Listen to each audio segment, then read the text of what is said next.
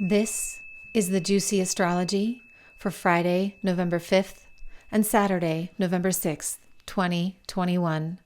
I'm your host, Divinely Jennifer. Welcome. Hello, beauties. I'm not quite sure how to start this video without offending someone. Scorpio is so sensitive. We are all so tender right now.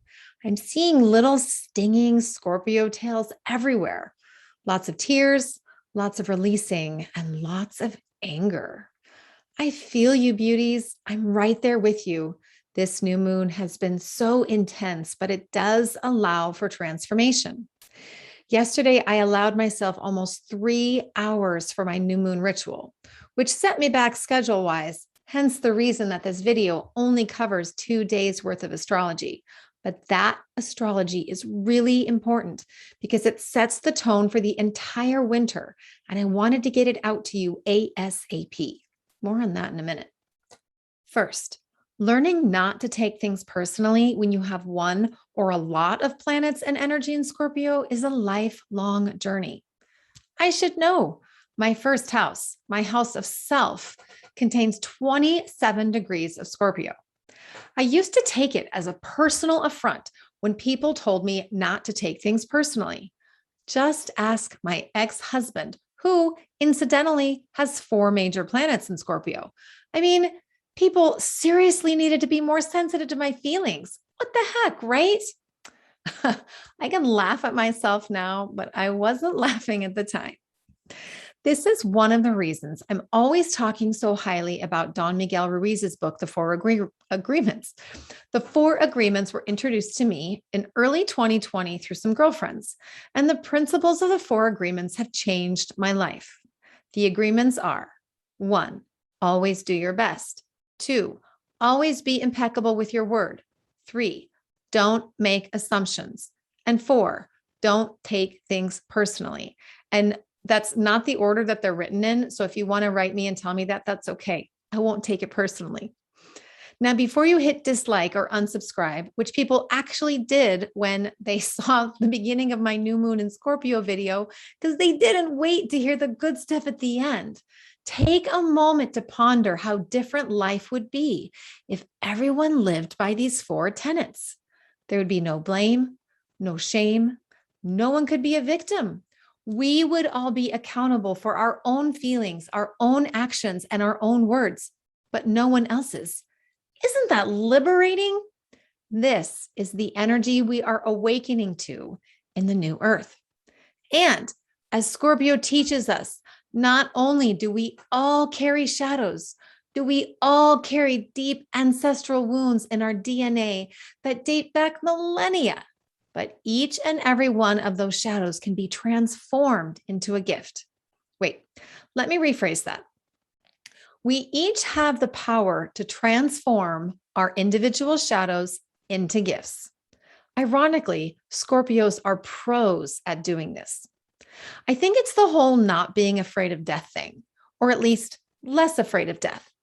Unlike the sensitive energy of Cancer or Pisces, Scorpio can say to the shadows, "Oh yeah, bring it, baby."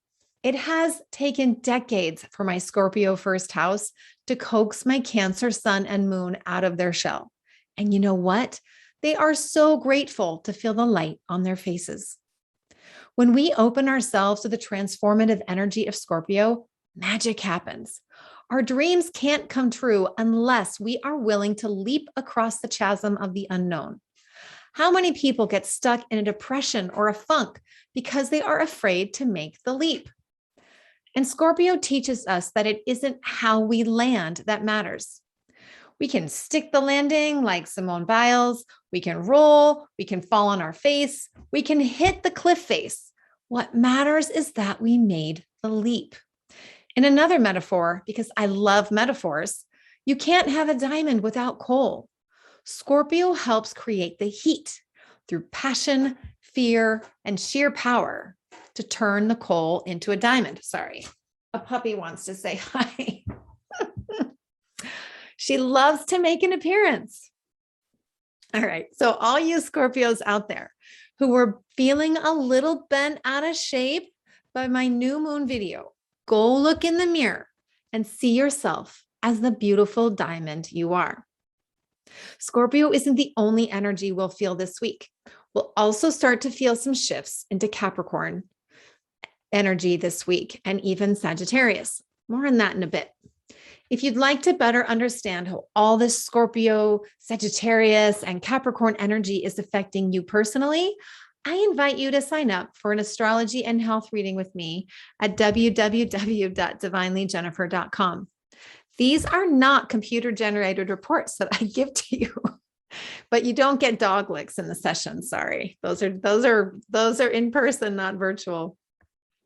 So I don't create computer-generated reports for people. I do have a software program that'll create your chart, but then I spend a long time before each session studying the beautiful energy and sacred geometry of your natal chart, and then sharing what I found with you, while also answering your questions about how your chart impacts your life and your health in the past, present, and future. Also, I do have gift certificates on my booking page as well. So if you want to do your holiday shopping early, you can buy sessions for your loved ones too. As I mentioned, I'm only going to be doing the astrology for Friday, November 5th and Saturday, November 6th. Then I'll be back on Sunday for the rest of the week through the first quarter moon. That will also make the whole time change thing a lot easier. For today's recording, all times listed are Pacific Daylight Time. That will switch on Sunday. Friday, November 5th. Happy birthday, Dad. My dad is 89 years young today. He's a double Scorpio. We don't really see as eye to eye as we used to because I've gone through some major transformation. But I think he's pretty much accepted that my North Node in Aquarius and my out of bounds moon in Cancer will always have me seeing things differently and don't at all affect my love for him. He once said, "Jennifer, most of the time you're ahead of your time, but sometimes you're a pain in the ass." I love that. And when I die, I want this printed on my memorial stone. The moon starts the day in secretive, sensitive, sensual, and transformational Scorpio and goes void at 9:10 a.m. with a sextile to Pluto, the modern ruler of Scorpio. If you haven't done a new moon ritual, this is the perfect time to slow down and pause from your day to do one. You don't have to be an astrology expert to set an intention or create an affirmation for yourself. The moon moves into adventurous, optimistic, and truth-seeking Sagittarius at 5:52 p.m., where he'll quickly ask us to feel into what old paradigms we are releasing so that we can call in what serves our soul's mission. At 3:43 a.m. today, Venus enters Capricorn, where she'll be until March 6, 2022. Venus's journey into Capricorn is significant for several reasons. Venus is the first planet to journey into the underworld, where the concept of life takes on a whole new meaning. In Capricorn, Venus is diligent and structured. She looks up to her loving father with big eyes, although sometimes he may place restrictions on her as a way to teach her important lessons. Sometimes this is a good thing, sometimes not. The shadow side of this energy is looking up to the wrong authority figures and giving up our power. A loving father always wants us to be sovereign.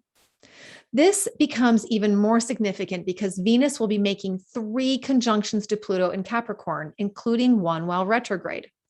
While you may be tempted to give up your power to authority or masculine figures during this time, remember that Mother Earth is also there, deep within, to help balance things out. She may be quiet on the surface, but there is so much going on beneath the surface, and that will really be the energy we feel all winter. Those folks with Venus and Capricorn in their natal chart tend to be late bloomers with love because they want to get it right. Once they do blossom, however, they tend to be thoughtful, giving lovers. I'll bet a little hard on themselves at times. Venus will be stationing retrograde for 40 days beginning on December 19th through January 29th. This is part of the reason why her transit through Capricorn is so significant, because she only goes retrograde approximately every 18 months. This retrograde in Capricorn is like she's going into the underworld of the underworld. There are a few different ways we can look at this. On the shadow side, it can be a really tough time for the feminine. On the other hand, at the other end of the spectrum, I really feel like it is a return to our divine innocence. Venus is going into the heart of Mother Earth to reclaim her innocence during her retrograde. She'll be able to rest in the arms of Mother Earth, and I'll be encouraging you to do the same. When she returns from the underworld, when she returns from the arms of Mother Earth, she'll be conjunct both Vesta and Mars, and they'll travel together in a pact for the next 5 weeks until the first week of March, which is some of the most impactful astrology I've ever seen that week. The energy of Vesta, the midwife, the godmother, Venus, the divine, innocent maiden, and Mars, the young masculine, they're traveling together for that long is both unusual and significant. To me, Venus's retrograde is so important that I'll be offering an online retreat for people during this time. Stay tuned for more details. Then at 3:34 p.m., Mercury finally says goodbye to Libra and moves into Scorpio. Mercury's adventure in Scorpio is much faster than Venus's through Capricorn, as he'll only be in the sign of power, death, and rebirth for a few weeks until November 25th. This is probably a relief, given how intense the Scorpio energy is. It's as if he got onto Pallas Athena's arrow, and she is shooting him across Scorpio, Sagittarius, Capricorn, and then into Aquarius for his own retrograde in mid-January. I know, we're already talking about the next Mercury retrograde. But to have two personal planets retrograde at the same time is also significant. The potential for this winter is to be in a happier, more prosperous place from when we started, if we're willing to do the work. With Mercury in Scorpio, expect for secrets to be revealed. This is a time to stand in your power and speak your truth in ways you didn't when Mercury was in Libra and you were trying to keep the peace. Don't expect people to agree with you. Like I said, everyone is super sensitive right now, and the people who don't take things personally are keepers. However, you'll at least know who your friends are and who your friends aren't. Also, be mindful that people might be using words to manipulate. This is something that we'll see throughout the Scorpio lunar cycle. This is also a fun time to create a secret love language with your sweetie. Nothing like parents talking in code about sex when their kids are around. This can help invigorate and focus some of the passion that you might be feeling with Mars and the Sun both in Scorpio. It may not burn a lot of calories, but making love is a great way to burn up that Scorpio energy.